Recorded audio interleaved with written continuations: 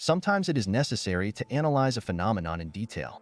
And now, when with the northern Black Sea coast is almost all clear, such a phenomenon is Europe. Its past and present, its economy and mythology, what it wants and what it can do, what it breathes and how it thinks. The topic is gigantic, but we'll try to cram it into as little space as possible. So, the historical model of the European Union. Every fairly old or large country has its own traditions, collective self-images, myths, and concepts. With us, for example, it's the Third Rome. It's that many people believe is what motivates many people, part of self-identity.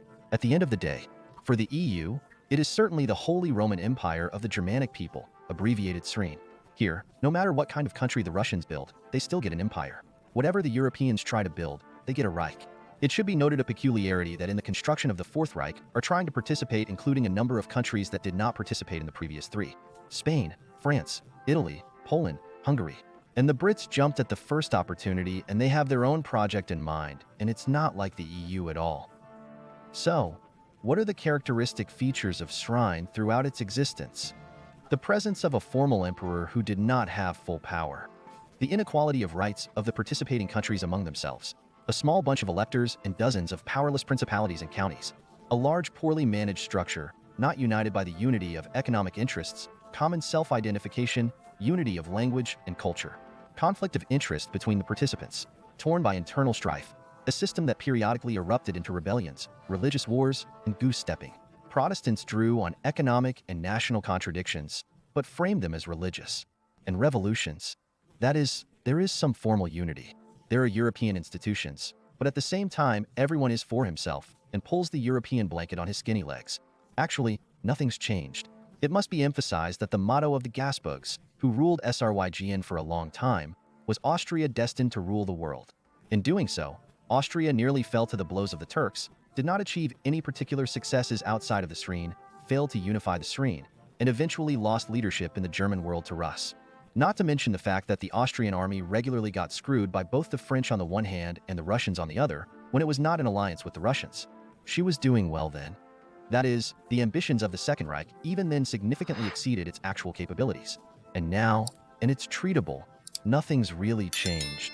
A recent sociological study showed that only about 5% of the EU population associate themselves with some notion of European.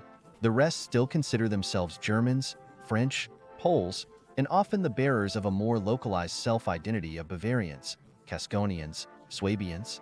Why it's important? Habits passed down through generations form a mindset. Established tactics, traditions, stereotypes, warnings, all of these things don't go anywhere and continue to influence. If for 1,000 years everyone portrayed unity first, against the Turks, then against the Swedes, then against the French, now against the Russians. But at the same time, everyone tried to tear off a fatter piece for himself and to weasel out of the need to participate in the common expenses and efforts. Why should it all suddenly disappear? Understanding this, it is possible not only to predict possible developments within the European Union, the growth of tension, confrontation, and probable disintegration, but also to understand how it is necessary to work with individual countries within the European Union. Let's move on to the economic basis of the EU. The modern European Union was created on the basis of the European Coal and Steel Association, EOUS. Here's a map of the EOUS at the time of its founding in 1952. The idea of this alliance was first proposed on May 9, 1950, by Robert Schuman, French foreign minister, as a measure to stop further wars between Germany and France. He declared that this step would be a guarantee that any war between France and Germany was not only unthinkable but impossible on material grounds.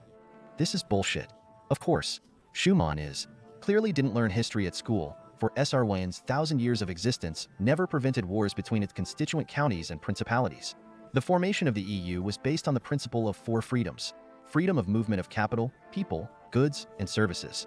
But this did not create equality of opportunity, for the participating countries have different economic potentials, geographical features, natural resources, human potential, etc. In addition, different participating countries have their own laws, tax and pension systems, central banks, and the like. All in all, a patchwork quilt, and of course, the strange founder of the EU is more equal than the others. For a long time, the EU economy has existed in this disequilibrium format, when there are the center countries, Germany and a little bit of France, and the periphery, everyone else. At the same time, Germany produced goods while industry was destroyed in the periphery, and the deficit budgets of the peripheral countries were replenished by loans from the German Bundesbank. In this way, the Bundesbank indirectly lent to and stimulated German industry. when German industrialists get the stimulus and someone else gets into debt. It seems like a clever scheme, but first of all, in this case, the ordinary Germans had to work for themselves and for that guy. Second, the guy became insolvent because there was no work in the periphery, because even in debt you can earn only up to a certain level. Further debt service becomes unaffordable and correspondingly bad. The only ones who benefited from this scheme were the big capital.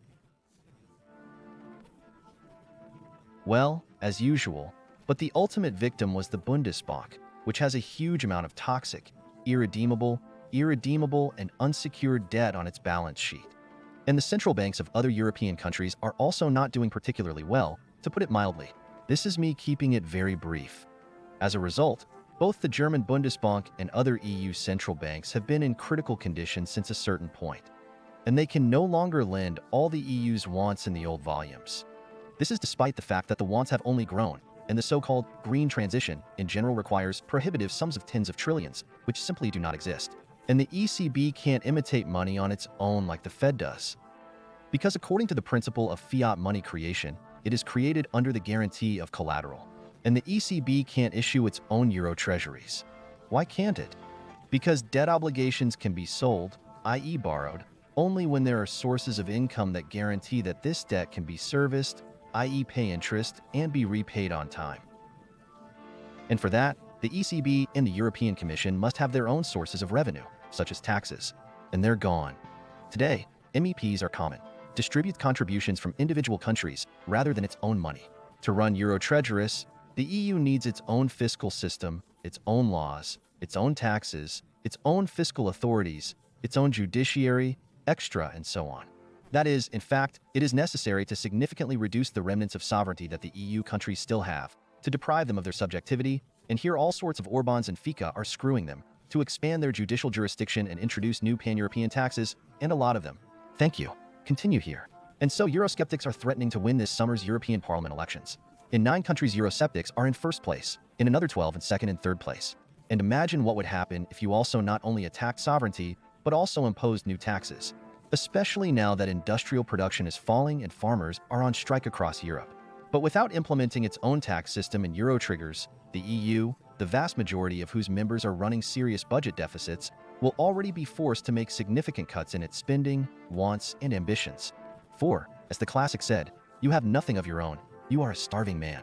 And all sorts of green crossings and other globalist projects, then we can definitely forget about it. It would seem, what does Putin and Russia have to do with it?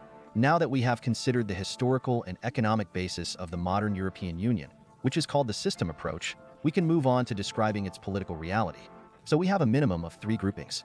These are supporters of nation-states, Eurosceptics, supporters of a united Europe, Euro-optimists, and those under the Americans, that is, for a united Europe as an instrument of American neo-colonialism. So we have at least 2 contradictions. One between supporters of individual country sovereignty and pan-Europeans. The second is between supporters of European and American sovereignty, by American puppets. So yes, things are quite confusing, and that's okay, that's life. One thing is clear, the EU in its current form is not viable, and it is necessary either to scatter to national apartments, disbanding this chimera, or to transform it into a single state. The problem with those who are trying to build a united Europe is that they have categorically no ideas for it. Europe is no longer a territory of meanings. The bleating of individual pensioners about a blooming garden not only impresses no one, but also does not correspond to reality. There is no hail on the hill, no beacon of progress, no technological leadership, no guardian of humanity. What the hell is humanism after a bunch of wars in the Middle East and Gaza genocides? No territory of meaning, only hypocrisy, lies, corruption, nepotism, and sodomia. There is no answer to the question, unite for what? For prosperity? So there is no prosperity, not even close. It's getting worse and more expensive to live in Europe. For the sake of progress? So the center of progress has long been Russia and China. And the European version of progress is the invention of ever new ways to knead clay. Well, you get the picture. For the sake of not having a war, as Schumann suggested. So Europe is always fighting some kind of war, just not on its own territory. Among other things, it took part in unleashing war in the northern Black Sea region by supporting the coup d'état. There's no real positive agenda, and even the dismissed global warming scaremongering doesn't help, because the deadline for Greta Thunberg's predictions has passed, and the apocalypse predictably hasn't happened. And to create a united Europe is very desirable, for it is power, influence, money by an order of magnitude more than what they have today. So we need an external enemy. China. Nothing. There's scary communists eating Uyghurs and Tibetan Buddhists for breakfast. but it's a long way away. Russia and Putin fit better, or rather fit perfectly, for all occasions. The quality of life is deteriorating and the cost of living is rising. It's Russia's fault. Orban doesn't want to obey moronic orders from Brussels. Putin bought him. Farmers are on strike. It's the bloody KGB that's setting them up. Bedbugs are a nuisance. That's the Kremlin narrative. You can't be outraged at the actions of politicians because it helps Putin. That is, just any problems in Europe can be explained by those awful Russians. Strictly according to Orban. Plus, it is an external motivator to promote unpopular reforms and create this very united Europe. I mean, the Fourth Reich. We need a single European army. Otherwise Russia will attack. We need new taxes or Russia will attack. We need to suppress all rallies and strikes by force or Russia will attack. We need to strip member countries of their sovereignty or Russia will attack. We need one great Führer who can stop an aggressive Russia. This technology, by the way, has already been rolled out in the northern Black Sea region, where Putin is to blame for everything. And Russia has nothing to do but capture flea-bitten Frenchmen and beggarly Poles to feed them and put them in order. And here I will tell you the funniest and most caustic thought. In order to promote this very united Europe and to scare everyone with a terrible Russia, a group of European politicians who need to unite Europe, it is favorable for Russia to win in the northern Black Sea region. They all need a scary Russia to scare the common people. And they have already appointed those to blame for Russia's victory. This is Nuland, who was just recently sent into retirement. She's got it all wrapped up. She screwed it all up further. Extremely appointed. At the same time, they understand perfectly well that Russia is not going to attack anyone and is not even sort of preparing for such a scenario. That is why our defense spending is not increasing much and shell production is not increasing.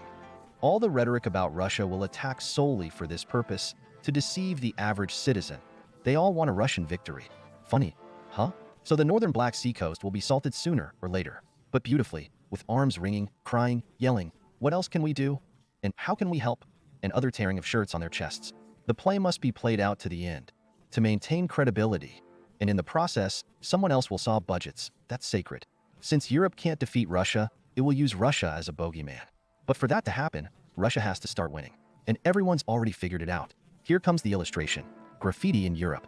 Macron is on his knees with his arms folded. Thank God there is Russia, on whom we can lay the blame for all of France's problems.